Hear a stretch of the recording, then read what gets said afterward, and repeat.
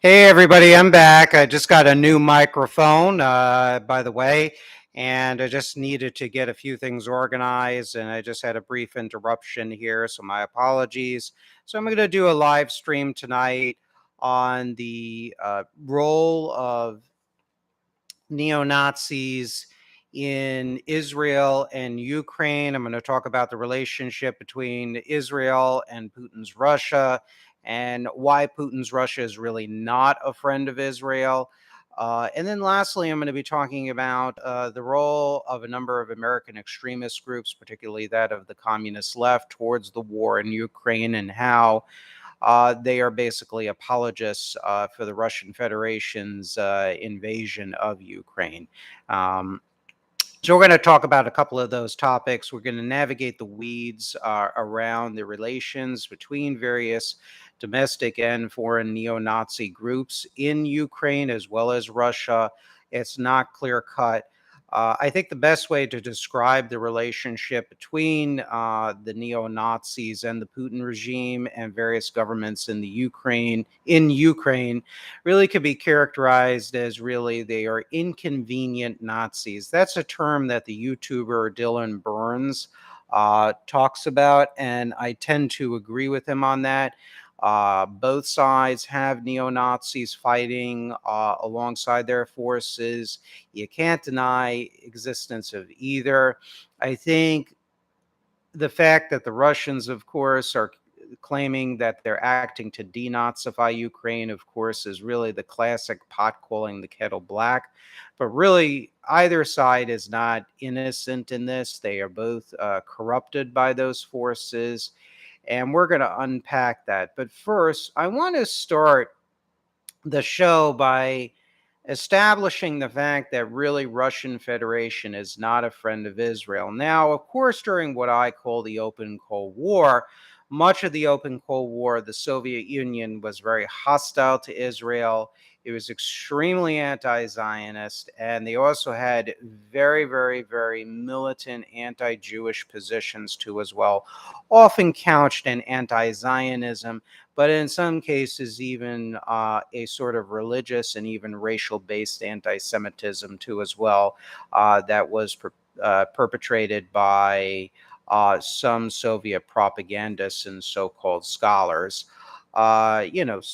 Propagandists such as Vladimir Begun and Trofim Kichko, for example, were noted blatant anti-Jewish propagandists who served the Soviet system. The Soviets backed for most of the Cold War uh, radical Arab states as well as the Islamists in Iran. Uh, all those governments in the Middle East that the Soviets backed were virulently and bluntly anti-Jewish and anti-Zionist. So the list, so it goes on and on and on. During most of the 1990s, the Russian Federation was starting to forge closer relations with Israel, while at the same time backing, the remaining radical Arab and Middle Eastern client states in Iran, in Iraq, in Syria, in Gaddafi's Libya, et cetera, et cetera, et cetera. Now, working our way up to the Putin period. Well, one of the things I want to discuss is I'm going to lift some information from my book, Turning the Page, and volume 2. And I kind of want to read from this because I think it will give you an idea of what Russia's true position on Israel is. Again, actions speak louder than words. Despite Russia's ties with Iran and other anti Israel nations and political movements, Tel Aviv and Moscow forged ties around military technology transfers. As Michael Rubin wrote, Israel has long suffered from a delusion that its high tech sector mean that China, Russia, and other anti Western dictatorships will treat it fairly or even prioritize Israel's safety and security over that of its enemies. Netanyahu, The previous Israeli prime minister, for example, has long placed personal faith in the notion that Russian President Vladimir Putin can or will restrain Syrian President Bashar al Assad, Hezbollah, or the Islamic Revolutionary Guard Corps, which is the paramilitary force of the Iranian Islamic Republic, even as they continue to rearm and retrench. Russia was the first country which recognized the Hamas government in Gaza and received Hamas representatives for visits to Moscow. Russian Deputy Foreign Minister Mikhail Bogdanov claimed that Hezbollah and Hamas were, quote, legitimate societal political forces. Weapons exported from Russians to Syria were then shipped to Hezbollah. The Russians themselves provided intelligence to Hezbollah during their clashes with the Israel Defense Force. A network of state owned Russian firms worked together to export oil from Iran to Syria. Since 1992, that's the time of Boris Yeltsin, Russia sold Iran massive quantities of weapon systems, including T-72 tanks, MiG-29 jet fighter planes, air-to-air missiles, and SA-15 SAMs, surface-to-air missiles. It was reported in 1997 that the Bauman Institute, MPO Trud, and Polyus assisted and trained Iranian technicians with the development of wind tunnel testing of missile nose cones, design of guidance and propulsion systems, and the development of a solid fuel project. The Russian SVR trained 5 Iranian Ministry of Intelligence and Security officers in espionage techniques. Russia dispatched military officers to train Palestinian officers and soldiers. According to Alexander Litvinenko, who was the FSB defector who defected to Great Britain and wrote, some books and essays denouncing the Putin regime and its ties with Islamic terrorism. According to Litvinenko, and he was later assassinated by Putin's forces. According to Litvinenko, Hamas leaders paid homage to the Russians, particularly Vladimir Putin. Yet all of these pro-Arab, anti-Israel moves did not deter Tel Aviv from pursuing pro-Moscow policies. In 2015, Israel sold the Russian Federation 10 unmanned Searcher 3 drones. And this kind of cooperation between Israel and Russia started in 2008. Israel also opposed sanctions on Russia in the aftermath of the invasion and partial annexation of Crimea in 2014. Well, as I read all these facts, what does it mean? Well, Israel is going to pursue what Israel feels is their own interests, and Russia is going to pursue their long-term geopolitical interests too as well. Israel, like many other countries, like the United States and Germany, for example, all possess technologies that the Russians need to incorporate them into its military and industrial complexes. So that's why they have ties with Israel, not because Vladimir Putin, or for that matter, Boris Yeltsin, had any philo-Semitic points of view. They're going to enact policies that will make Yeltsin, and particularly Vladimir Putin, their Russian governments are going to pursue policies and actions that will further and increase the power of the Russian military industrial complex and allow Russia to continue to pursue European and then ultimately global hegemony. That's why they're forging ties with Israel. Israel has technology that they need. Israeli state, as well as privately owned corporations, they're going to continue to want to develop and garner profits from their trade, just like American and German companies do with the Russian Federation. Israel is no different than any other technologically advanced power in the West and in the free nations of the world. So Israel's actions in exporting technology, it's really no different from what the Germans of the United States did. Is it in Israel's interest to export this technology to the Russians? Absolutely not, because I cataloged already how much the Russians continue to maintain ties with the PLO, Palestine Authority, that's the Al-Fatah faction, as well as now Hamas and Hezbollah, which were also backed Hamas, that is, by the Syrians and the Iranians. And the Hezbollah is also backed by the North Koreans, as well as by the Cubans, too, as well. The Russian FSB also maintained ties and even trained terrorists from Al Qaeda. And that's according to the testimony of Alexander Litvinenko, the former FSB officer. He had personal testimony and witnessed this from about, I think, 1995 until 1997. In fact, Alexander Litvinenko testified that the number two man in Al Qaeda, Ayman al-Zawahiri, actually was trained by the FSB and even collaborated with the FSB too as well. So really and truly, Russia is not some philo-Semitic power. And the fact of the matter is that Israel will have to pursue its own interests, but then again, you can't pursue your interests by cutting deals with your enemies that support your blood enemies in Syria and Iran, as well as various terrorist movements that are clearly not, quote, legitimate societal political forces.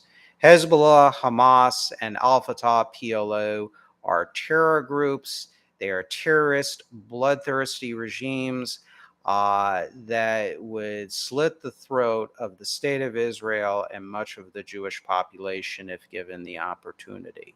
So that's, my research and my point of view on Russia-Israel relations. Both Tel Aviv and Moscow are pursuing policies that they feel that will enhance their national power. Israel has the technology. They think they have influence over Putin. But the reality is Putin at core is a creature of the old Soviet regime. He still pays fealty to Soviet ideals and even to a degree Soviet ideology. And therefore, that makes him very, very untrustworthy vis-a-vis as the survival of Israel goes.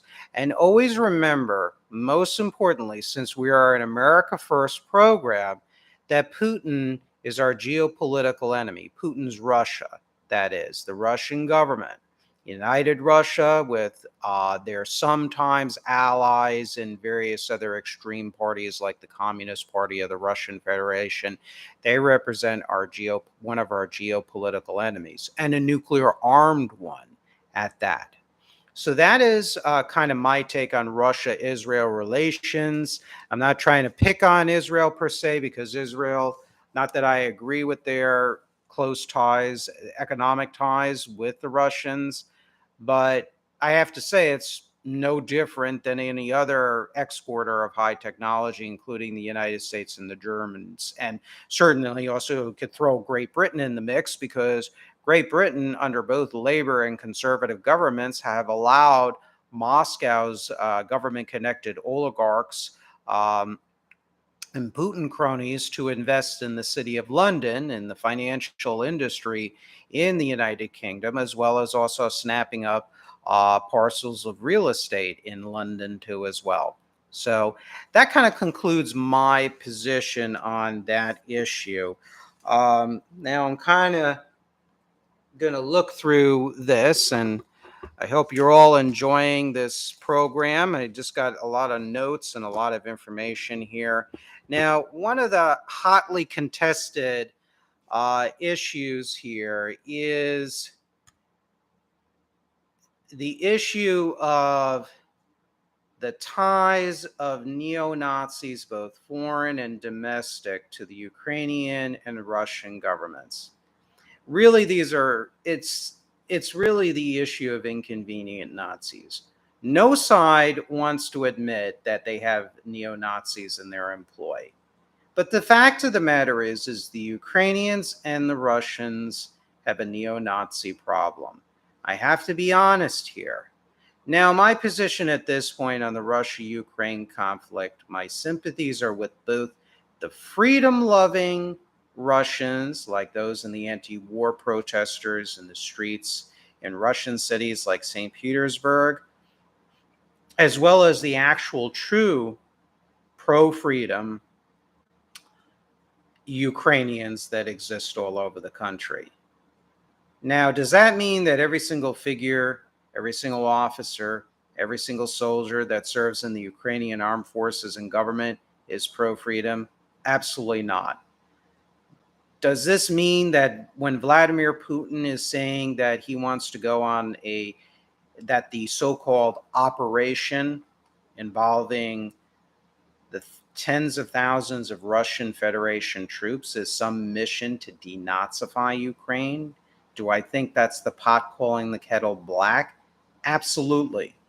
Putin, of course, when he's using loaded Soviet terminology about like denazifying and whatnot, that's the old Soviet system coming, that's the old Soviet ideology that's surfacing in his rhetoric. Because the fact of the matter is that Putin's Russia, as well as base puppet states in the Donetsk People's Republic and the Luhansk People's Republic, there are neo-Nazis serving alongside them. And the fact of the matter is that Putin's Russia has been a mecca for many right-wing populists from Europe and even other countries, as well as out and out neo-Nazis from Europe too, as well. And it's had some sympathizers in the neo-Nazi sympathizers in the United States heaping praise on Putin's Russia. Now, is Putin an anti-Semite? Well, most sources seem to indicate that he is not. But he is also a product of the Soviet system. He is a former KGB officer. He is still a Chekist at heart. He still is loyal to the Soviet regime and the Soviet ideology to a degree. So therefore, he views the Jews and Israel as forces to manipulate to the advantage of increasing the power of Russia. In my opinion, it's not because he likes Jews. If he was truly philo-Semitic, he would not be militarily supporting Iran, Syria, and even now PLO, Hamas, Al-Fatah, and Hezbollah. He would not be supporting governments that are not particularly friendly to Israel in Latin America, such as Venezuela and Cuba, which continue to support the Zionism equals racism resolutions, that those scandals of a document that are periodically passed by the United Nations.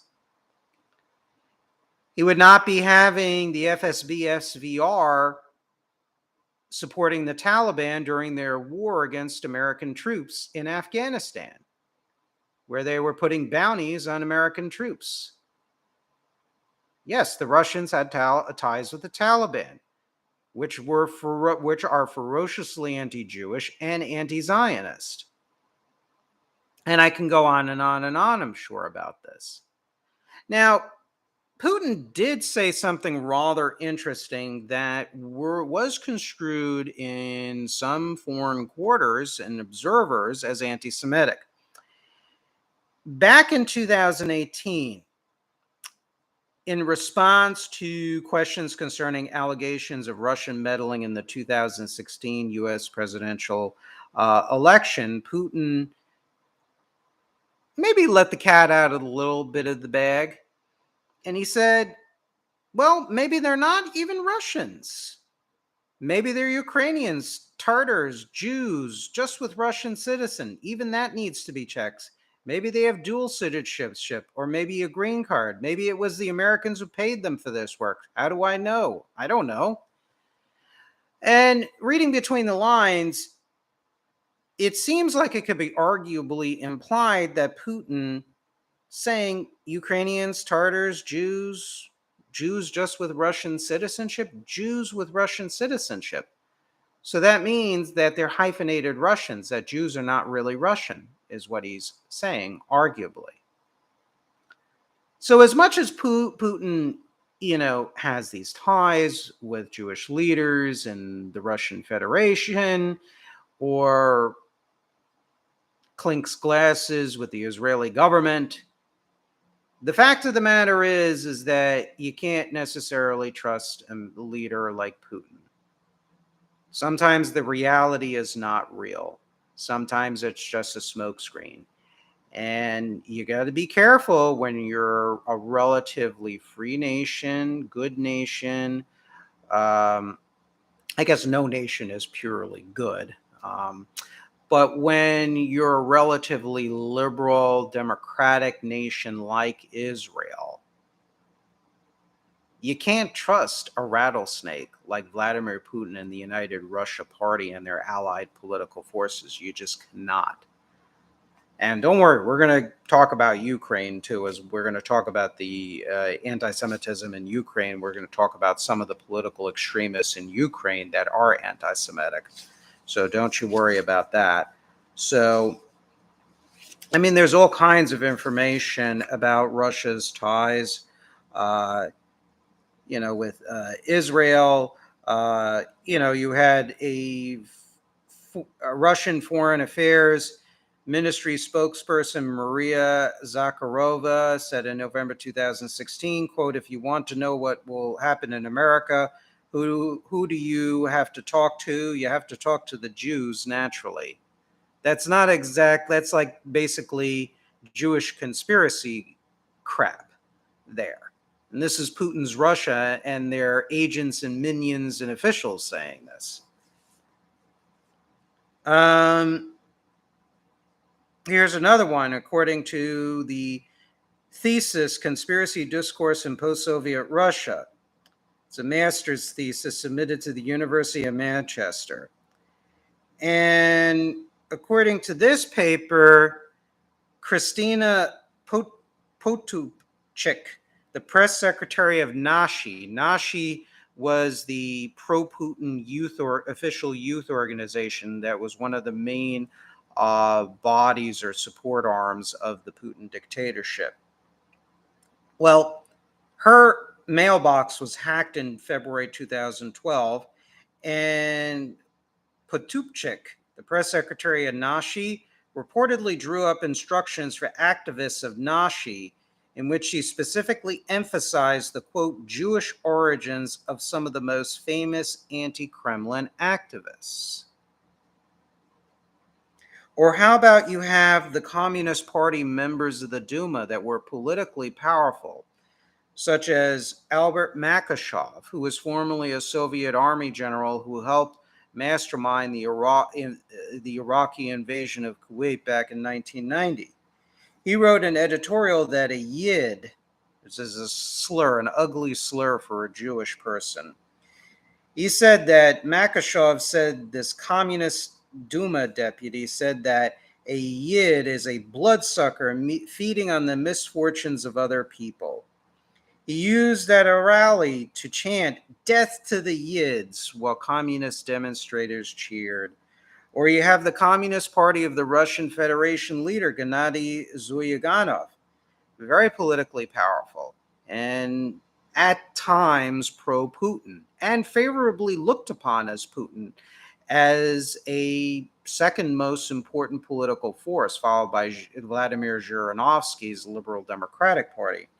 Well, Zyuganov expressed in an open letter that there is a Zionist conspiracy to seize power in Russia and that the, quote, Zionist capital is to be blamed for Russia's declining economy. Our people are not blind. They cannot but see that Zionization of the government authorities of Russia was one of the reasons of the present catastrophic conditions of the country, mass impoverishment, and dying out of its population. And he compared Zionism to fascism, which is an old Soviet theme.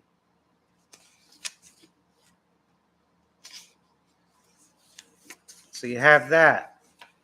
You have official Kremlin propagandists, ones who work in the Soviet state media, individuals like Maxim Shevchenko. They give blatantly anti-Jewish, anti-Zionist propaganda over the airwaves. These are all supports. These are all officials and agents for the Putin dictatorship.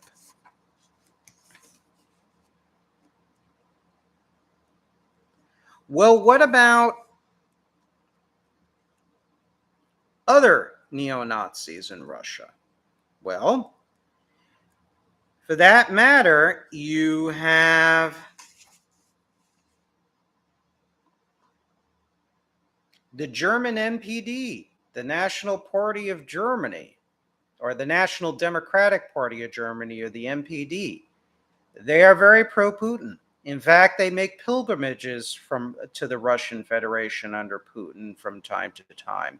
Golden Dawn, which is a Greek neo-Nazi group, they make pilgrimages and also have ties with the Russian Federation of Putin. Both support the Russian annexation of Crimea.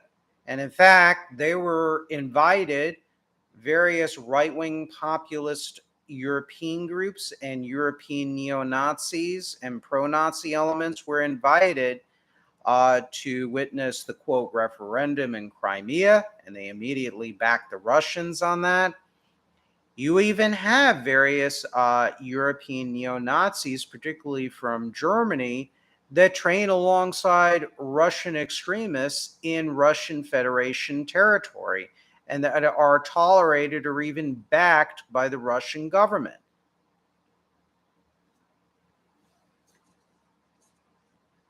Let's kind of go over a few things here regarding that. I mean, it's just the list goes on and on and on and on about that. And that's something that can be, just easily documented over here. It's just the information is pretty overwhelming. Here's from Deutsche Welle. Why are German neo-Nazis training in Russia? Participating in paramilitary training is legal in Russia, and such training takes place under the protective umbrella of DOS-AAF, which was a Soviet-era organization. That's the abbreviation or acronym for the Volunteer Society for Cooperation with the Army, Aviation, and Navy. And you have different German neo-Nazis training alongside the DOS-AAF, which is an army group in the Russian Federation.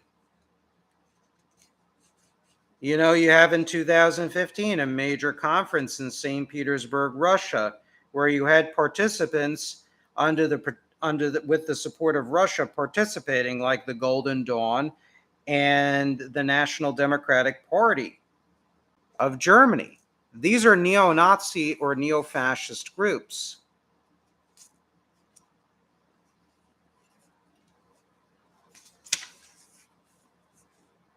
So that's what's going on.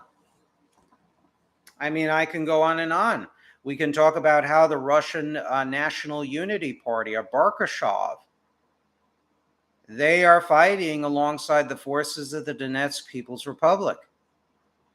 And some of the officials, the higher ranking officials of the Donetsk People's Republic, have been given to making anti-Jewish statements, vicious ones. Now, there have been also times where some of the anti-Jewish positions of the Donetsk People's Republic, there was a flyer that was very anti-Jewish that was purportedly printed by the Donetsk People's Republic. That flyer was shown to be a forgery. It called for the Jews in the Donetsk People's Republic to register with the state there. That actually was untrue. But there are figures within the Donetsk People's Republic that are viciously anti-Semitic and anti-Jewish. So let's talk about Ukraine now. We know that the Russian Federation government, the Putin regime, United Russia, and its political allies, that they are hypocrites when it comes to denouncing the Nazi government or the Nazi forces in Ukraine. They're hypocrites. I have no sympathy for the Russians at all, not the Russian government, and not Putin and many of his positions. He's a geopolitical enemy of the United States. I'm not going to roll over and say Putin's this wonderful person. He's a true blue friend of the Jewish people. He's certainly not friends of the American government. And in my opinion, the Israelis really should not trust him as much as sometimes they seem to do, at least on the surface. But what about Ukraine's? And this is going to it might upset some people here who are listening to this program.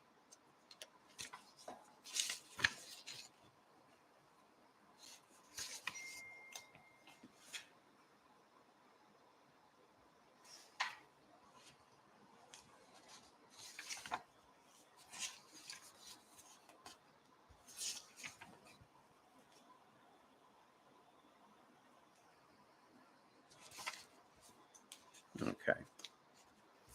I got a whole sheaf of stuff here.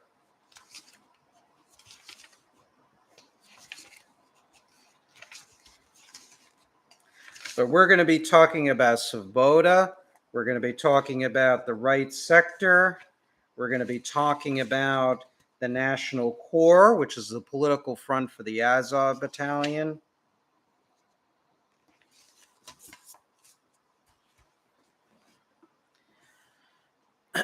So we're going to talk about the Azov Battalion.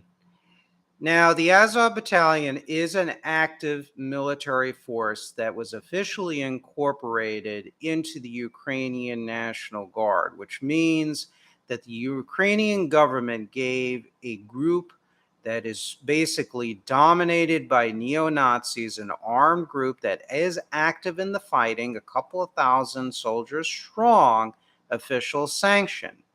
Now, I support the pro-freedom forces in Ukraine. I support President Zelensky. However, I do not support the neo-Nazi penetration of the Ukrainian government, the armed forces. I have a hard time, honestly, dealing with the memorials and renaming of streets after Stepan Bandera and giving homage to other Ukrainian fascist collaborators with the Nazis. Now, let's talk about Stepan Bandera and the OUN, which is the Organization of Ukrainian Nationalists. Now, they were formed in 1929. They had a fascist National Socialistic type of platform. Um, it was heavily socialist economically. It definitely had an authoritarian bent to it politically. And they were, by the late 1930s, they sought refuge in National Socialist Germany, and they received funds and political support and even later military training from the German National Socialists. The Ukrainians, they wanted their own country that would be National Socialist totalitarian. So they trade brutal, horrific, murderous Soviet, Stalinist, Leninist totalitarianism for a National Socialist, fascist type of totalitarianism. And the OUN under Bandera and Yaroslav Stetsko, they wanted to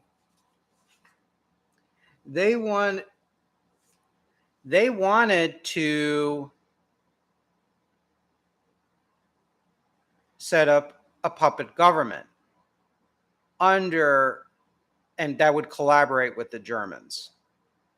The OUN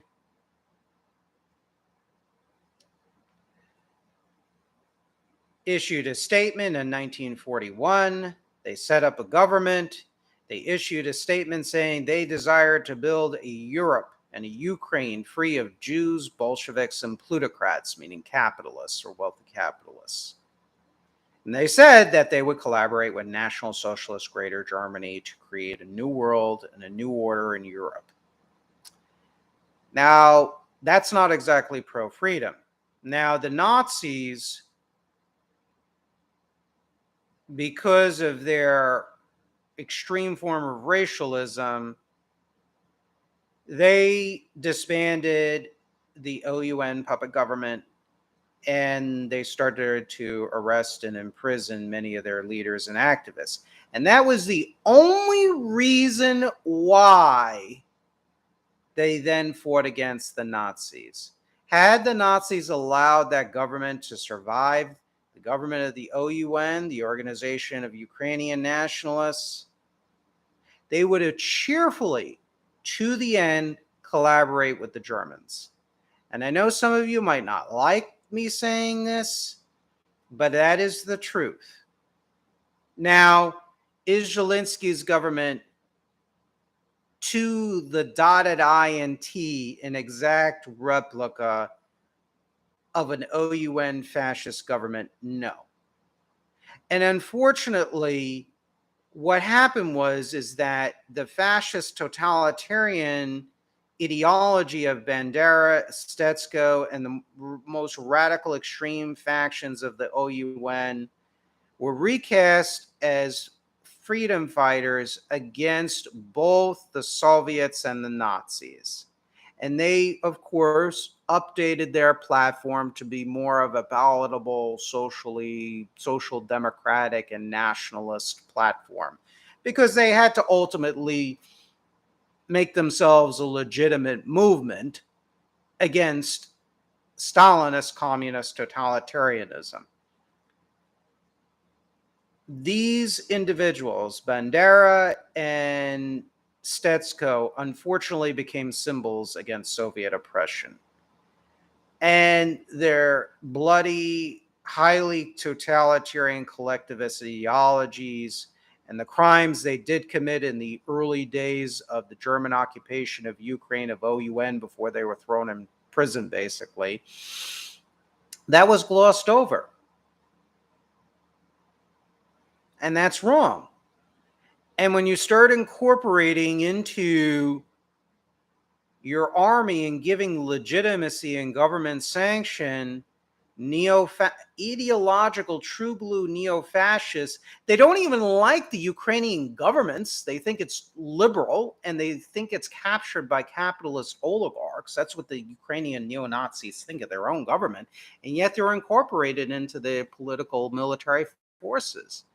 It's a very dangerous recipe because then if you let rats into your home, they're going to start to eat your food. They're going to start to nibble away at your skin and give you diseases, and that will cause ultimately your death. And that is a possibility when you allow neo-Nazis into a government that's comparatively much more liberal and more open. That's an issue. That causes a real problems for the survivability of a free government in Ukraine.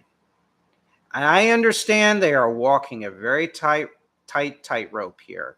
I get it.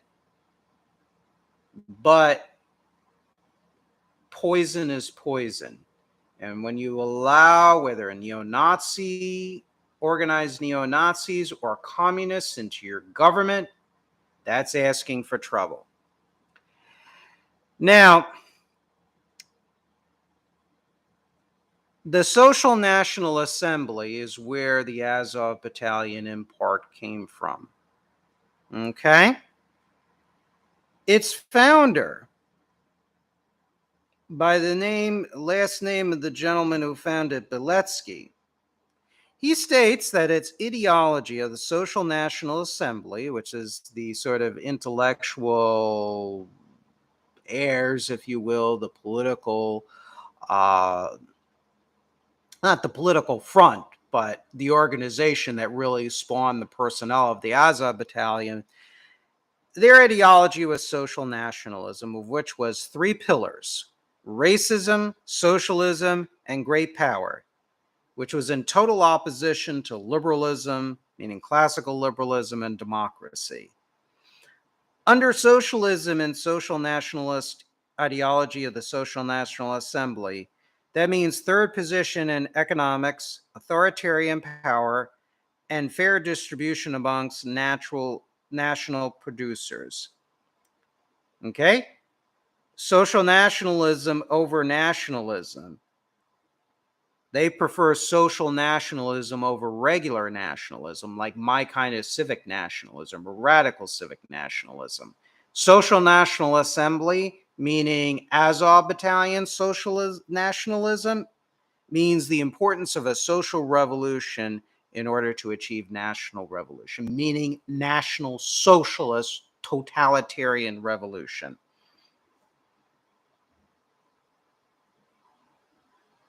Okay? Another organization amongst the Ukrainian neo-fascists is the Patriot of Ukraine. Their precepts: political violence, racism, neo-Nazism, racialism, Aryanism, rejection of liberalism and democracy, anti-globalism, anti-Zionism, direct action, national solidarity, national hierarchy, the Führer principle or the leadership principle, obedience and personal devotion to the national leader, and the idea of a greater Ukraine, the creation of the third Ukrainian empire after Scythia and Kievan Rus from the Baltic to the Caucasus. Well, what's that going to look like? So you're going to have Putin's Russia, and then if this Ukraine, third Ukrainian empire, you really think that's going to be pro-American? I don't think so. That's why these forces cannot be led into the Ukrainian government. Ideally, hopefully Ukraine can fight for its survival, and then they need to get a handle on these forces and not continue to legitimize them. And prior governments, like under President Poroshenko, did give them legitimacy. Well, the actual Azov battalion had a political front called the National Corps. And its founder and former commander of the Azov battalion, Andrei Beletsky, that was his name, had totalitarian policies. The president, under the National Corps, Azov battalion, the president of Ukraine would have absolute authority. Okay. Party wants Ukraine to become a neutral country. So that means they're not friends of NATO. Hello. They might take Defense Department training and funds from the United States, but they'll laugh all the way to the bank. Doesn't mean they're friendly to the United States or to Ukrainian freedom, these people.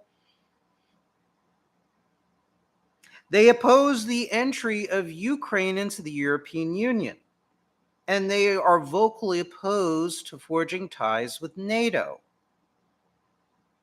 And they believe in the creation of this super state, similar to the Patriot of Ukraine. Ukraine, Belarus, Poland, Lithuania, Latvia, Estonia, the Czech Republic, and Slovakia.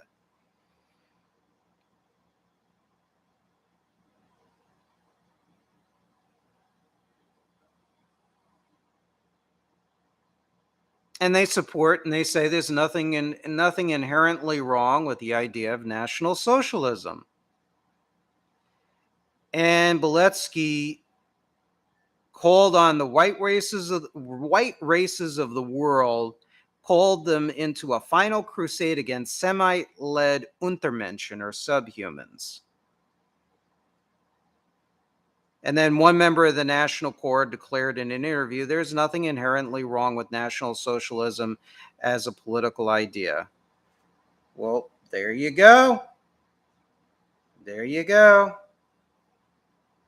And unfortunately, at first, the United States government provided military training to these forces. And it's nothing unusual for the United States to operate on the old adage that the enemy of my enemy is my new friend. Well, how did that work out with Saddam's Iraq or communist China? It bit us in the ass now, didn't it?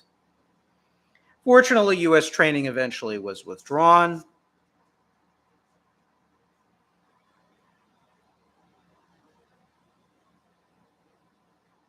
However, the training was restored. The House Defense Appropriations Committee came under pressure from the Pentagon to remove the amendment that would have banned American training of the Azov Battalion. It's bad news. Really bad news. Now I'm going to throw another monkey wrench in here. So Ukraine has bad elements. Now, do they represent single Ukrainian, what they think? No. Just like every single Russian is not a communist or an acolyte for the United Russia Party. Let's be clear. But Russia is a geopolitical enemy of the United States and is a hypocrite when it comes to that they want to denazify Ukraine. But on this show, I'm not going to whitewash the entire political body of Ukraine either, because I'm not. That's why I support pro freedom Ukrainian forces, civic nationalist types, not like that of Azov and Svoboda and Right Sector and Social National Assembly and National Corps. What I read to you, supporting these guys are not conducive for American interests. I'm very leery of political forces in the Ukraine. I support Zelensky. I support liberals and civic nationalists. Ideally, if I were Ukrainian, I'd like to have a strong Ukrainian national state that is independent of Moscow and Europe and the United States, and to focus in on developing their own resources, their own industry, continue to develop their industrial base and their agriculture, and build up a strong national army without the anti-Semitism, without the crap of the OUN and neo-fascists. And then on the other hand, the Moscow's allies and puppets in the Donetsk and Luhansk People's Republics, as well as the crap associated with Yanukovych, which is Moscow's puppet essentially, and his party of regions. Now the plot thickens. There's also evidence that shows that elements of the Ukrainian neo-Nazi movement as a provocation by Russia and its allies in Viktor Yanukovych, his Party of Nations. There's an interesting paper on illiberalism.org called Unexpected Friendships, Cooperation of Ukrainian Ultranationalists with Russian and pro-Kremlin actors. And apparently, according to documents that were later recovered from Yanukovych's government, Paul Manafort, who was an American Republican Party political operator, he advised Yanukovych in 2007, 2009 to play on the political polarization in Ukraine. He recommended to the Party of Regions to use anti-Semitic and anti-Russian rhetoric of Ukraine's ultra-nationalists to an advantage during Yanukovych's campaign. This tactic was intended to create an image of a radical nationalist threat to Ukraine's integration with the West and to mobilize Yanukovych's core electorate in Ukraine's Russophone eastern and southern regions to vote for pro-Russian candidates in the Party of Regions.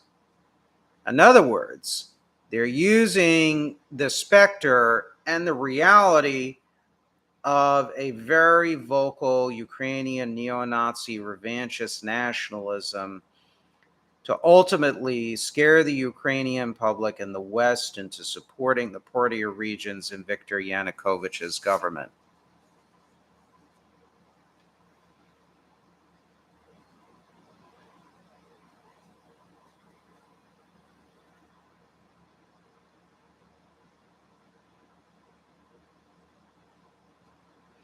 There's also evidence in this paper which suggests, not unreasonably, that also elements of Ukraine's neo-fascist, neo-Nazi nationalist scene was a provocation in order to make anti-Russian political forces more normal, rational anti-Russian political forces look bad. It's called the art of provocation. You pose as the worst caricatures of your enemy in order to discredit all opposition. So if you paint your entire anti-Russian opposition in Ukraine as a bunch of crazy nationalists and racists, well, you're going to scare a lot of people. And if you have pro-Yanukovych forces and Russian FSB and SVR officers posing as Svoboda and Social National Assembly and National Corps, and they're blasting off all kinds of horrible anti-Semitic and racist and National Socialist rhetoric, and they really amp it up, and people will say, pro-Russian forces in Russia and the world will say, see, well, this is what Ukraine is filled of. just filled with crazy nuts, every single Ukrainian person. And this is representative of Ukraine, and we must stop them. You see, what I'm trying to say is both sides of the argument correct. You have a situation where you have bona fide neo-Nazis in Ukraine, and at the same time, you're also going to have Russian political provocations purposely deployed to make the entire anti-Russia opposition look bad in Ukraine.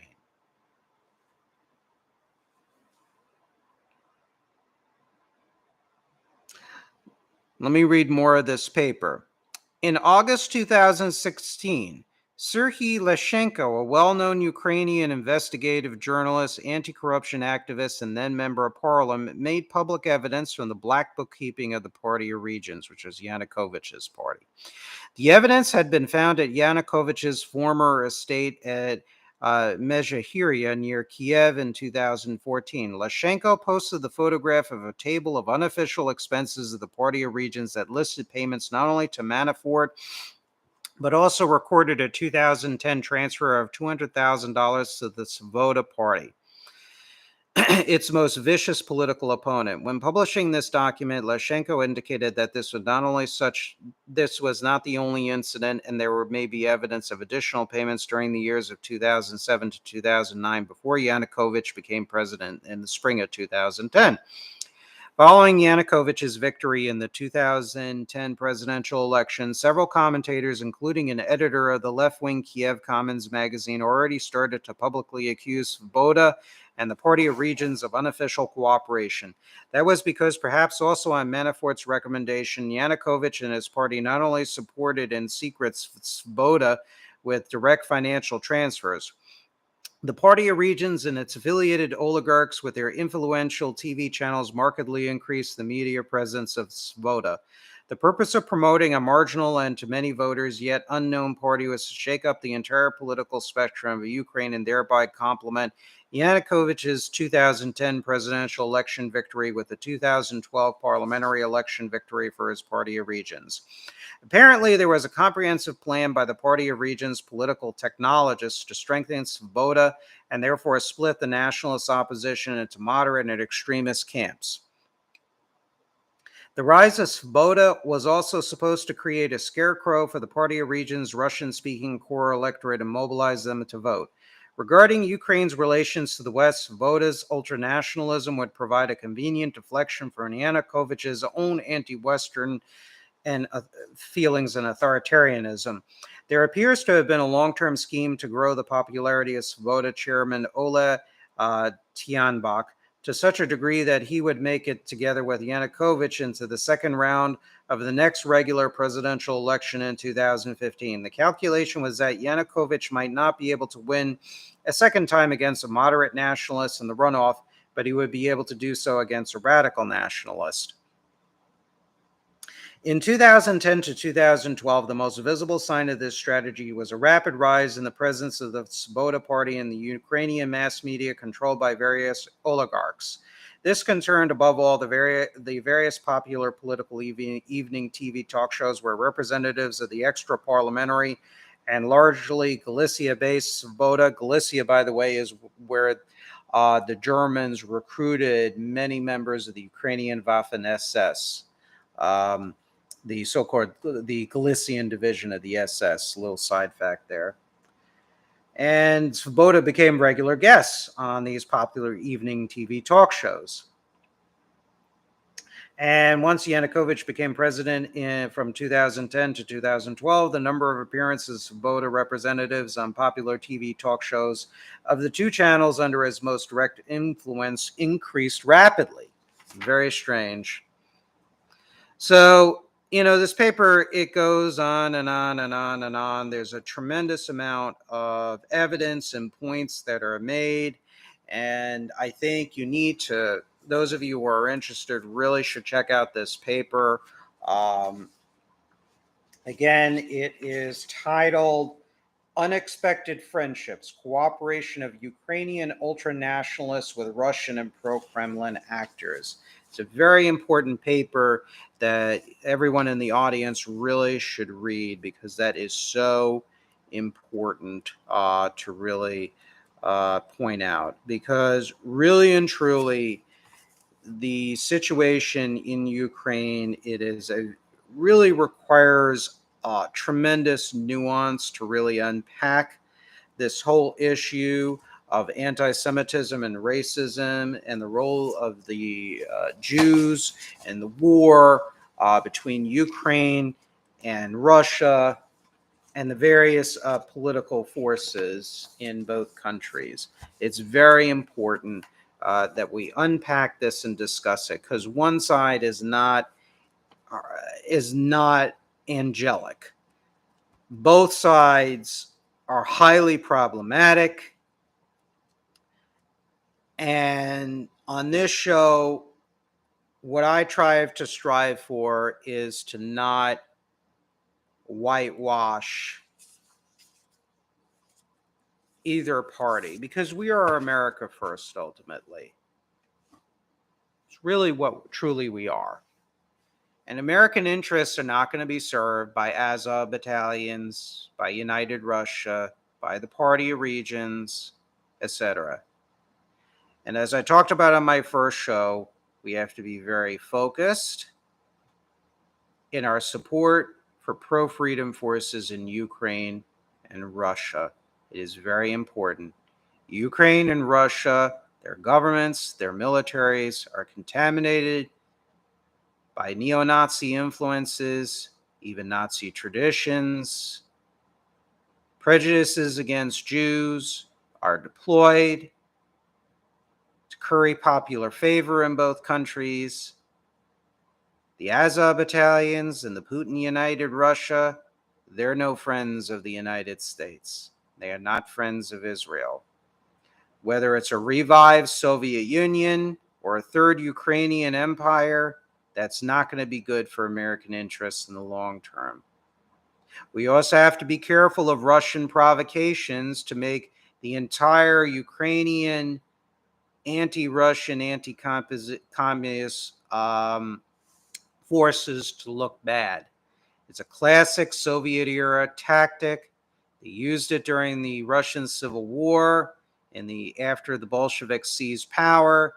Red Army and Cheka troops would commit atrocities against Russian peasants. These Red Army forces were dressed up as soldiers from the Green Forces, which were the anarchist rebels against the Bolsheviks and the whites. And the reason why they did that, they commit atrocities against Russian peasants, and then they can plausibly blame it on the anti-Bolshevik forces, and thereby making the anti-Bolshevik forces look even worse. The German Nazis did that in their invasion of Poland. They dressed up concentration camp prisoners of Jews and other forces as Polish soldiers, and the Germans, SS troops, dressed up concentration camp Jewish victims as Polish soldiers, forced these, quote, Polish soldiers to attack German positions, German radio stations, and thereby starting World War II, or helping to start World War II, and legitimizing the German invasion of Poland in September of 1939, to make Poland look bad, to make Poland look like the aggressor against the Germans. Or how about Sandinista special forces starting in 1981, dressed up as anti-Sandinista fighters? And these fake anti-Sandinista fighters, which were in reality were Sandinista special forces, went into villages and massacred pro-Sandinista officials and peasants. Why? To make the entire anti-Sandinista opposition look like a bunch of bloodthirsty fascist supporters of the United States and the old Somoza dictatorship. So I think this paper on illiberalism.org, I think there's truth to it. But we also cannot dismiss still the neo-Nazi influences within various strata of Ukrainian society and even creeping into the military and various levels of the government. We have to be very mindful of that. And we have to steer a very, very clear path between the two extremists.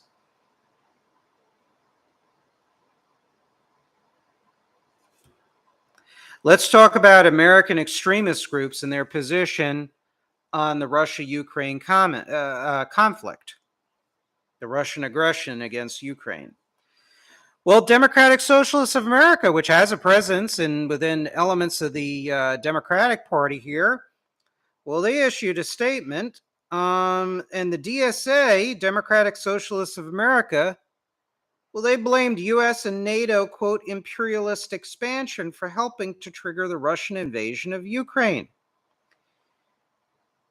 The DSA calls for the U.S. withdrawal from NATO and, quote, the end of the imperialist expansionism that set the stage for this conflict. They said while the failures of neoliberal order are clear to everyone, the ruling class is trying to build a new world through a dystopic transition grounded in militarism, imperialism, and war. Socialists have a duty to build the alternative. And they DSA close by saying, no war but class war. There you go. There you go. There you go. What else are these communist groups are going to do? They're going to be against what they view as anti-imperialism. And the fact of the matter is that you have a situation where neoliberal market fundamentalists, well, it's kind of funny that people are saying that neoliberal forces are against the Russians. It's more accurate to say that they were on both sides of the issue, because there was a lot of many of the neoliberal market fundamentalists that were supportive of permanent normal trade relations with the Russian Federation. It was neoliberal forces within the Obama administration that were supporting the New START treaty with the Russians, which the Russians, of course, violated. So that's your DSA, which has adherents within the Democratic Party, like Alexandria Ocasio-Cortez, the representative from one of our congresswomen from parts of the Bronx and Queens in New York City. You have the Communist Party USA. They issued a statement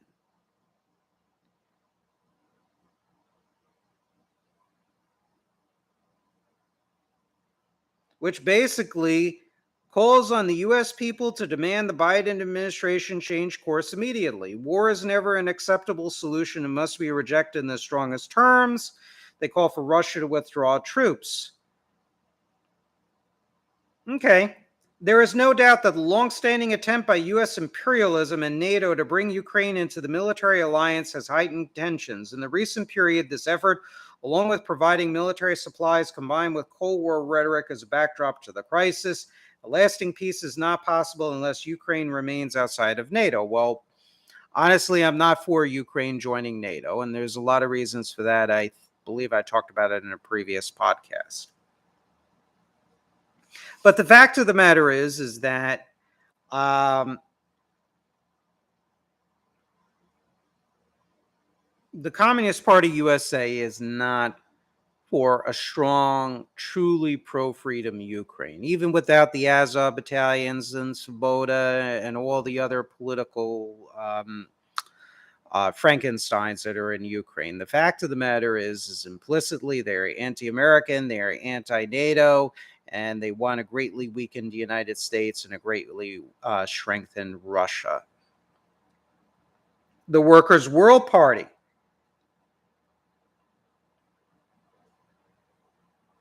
They supported the Russians backing the two hyper-Stalinist states of the Donetsk People's Republic and the Luhansk People's Republic.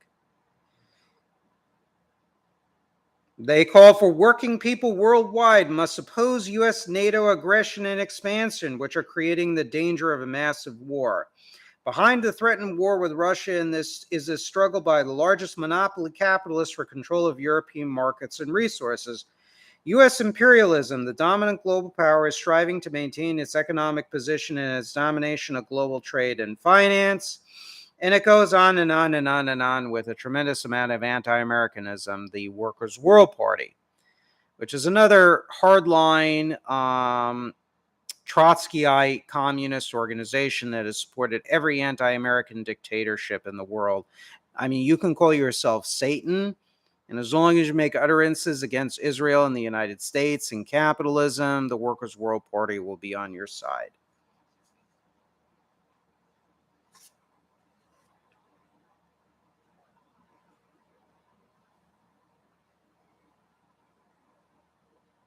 Freedom Road Socialist Organization. And they oppose also American policy towards Ukraine, even by providing diplomatic supports, trying to limit trade with Russia, and we should not be trading with any of our geopolitical enemies. It's not in our interest. They say we urge all progressives and revolutionaries to help organize, promote, and participate in anti-war protests.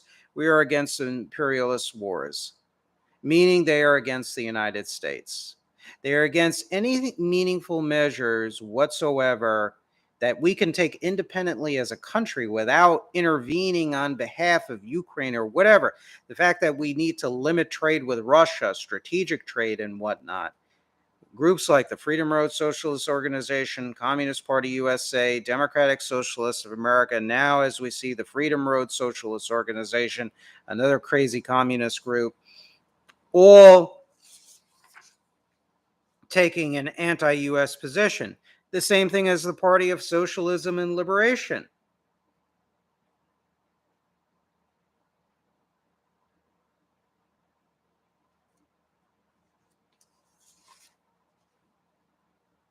Party of Socialism and Liberation. Some of these organizations will give a little slap on the wrist against the Russians' invasion, but they turn their bile and venom against US imperialism. The Lyndon LaRouche Group. Well, they've always collaborated with the Putin regime. They've had conferences in Russia.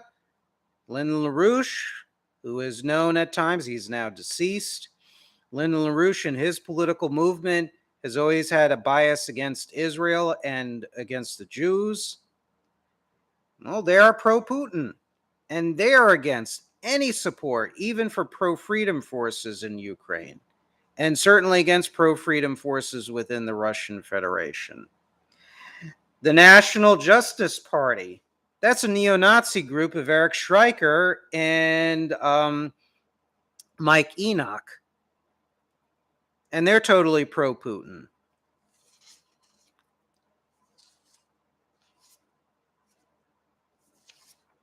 So the list goes on and on and on.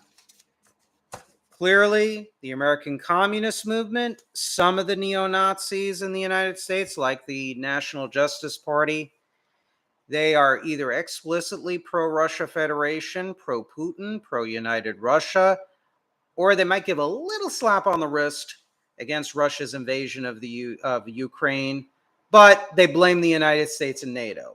These are the same United States, the same NATO countries, particularly Germany, that have pumped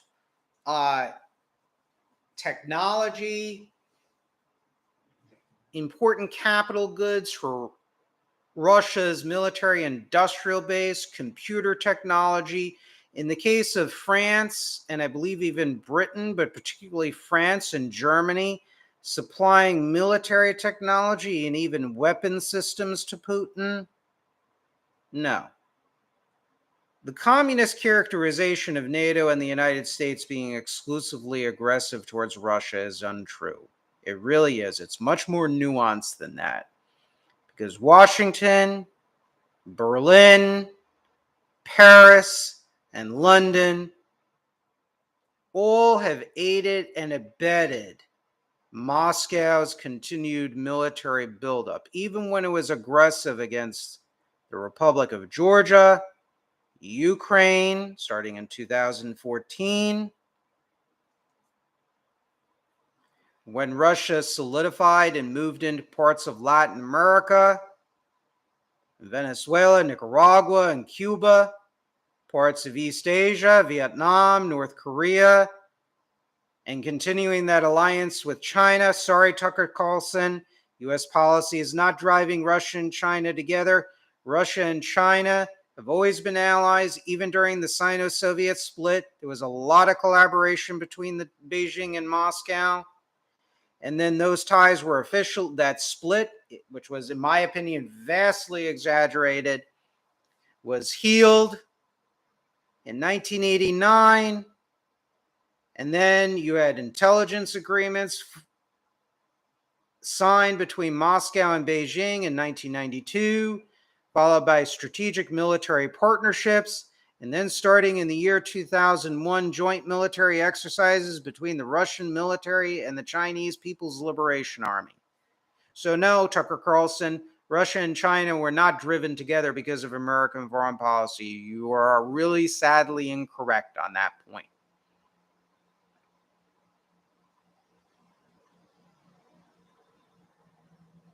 That's where the communists were wrong. US and NATO policy towards Russia was much more complex and much more contradictory than just saying that NATO and the United States were aggressors against Russia, period, the end. That's not true. We had tons and tons of engagement with the Russians. But communists and neo-Nazis are going to continue to be communists and neo-Nazis. They're going to invariably make the United States government look the absolute worst. And let me tell you, I am not a fan. My co-host and I are not fans of the United States government. But the fact of the matter is we have to, as a united front in this country, we need to protect our homeland against the designs of our geopolitical enemies led in Moscow and Beijing.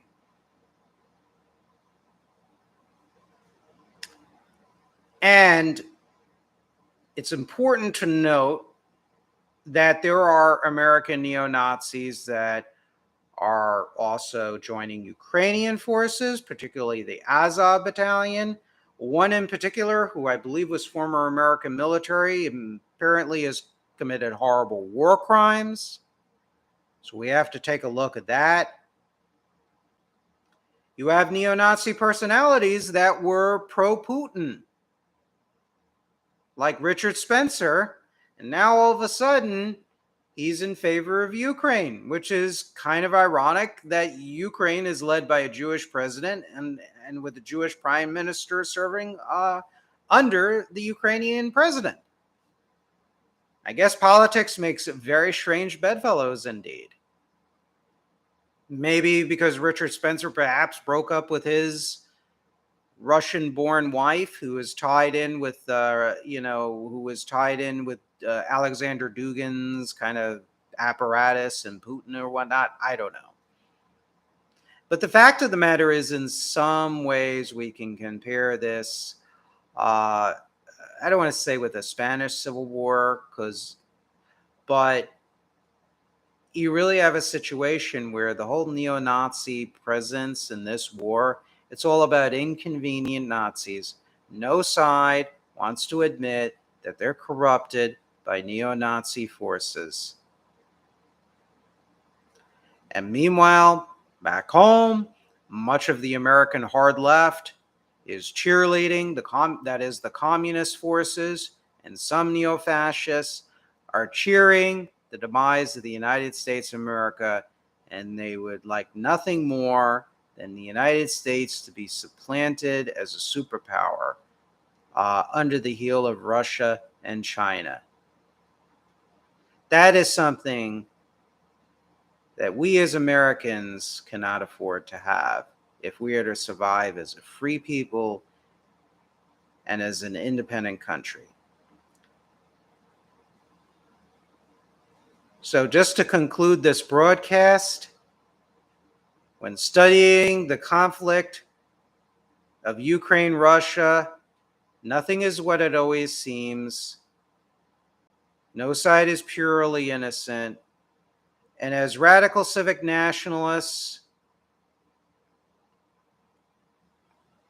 we support a free and independent and non-Nazi, non-KGB Soviet Ukraine and Russia. And I have my solidarity with Russians and Ukrainian patriots that are not communist and not neo-Nazi, that are fighting for peace within their own nations and development and strength. On that note, God bless you all. God bless America. Be well, be safe, and have a great week. And thank you all for tuning in. Josie Wales, God bless you too. Brian Kent, thank you so much for listening and the compliment on my broadcast. And keep on listening. Feel free to subscribe to my channel. And I will be on again soon, probably to talk about some various news articles and research that I've been doing. Thank you all. Have a great night. Okay, perfect.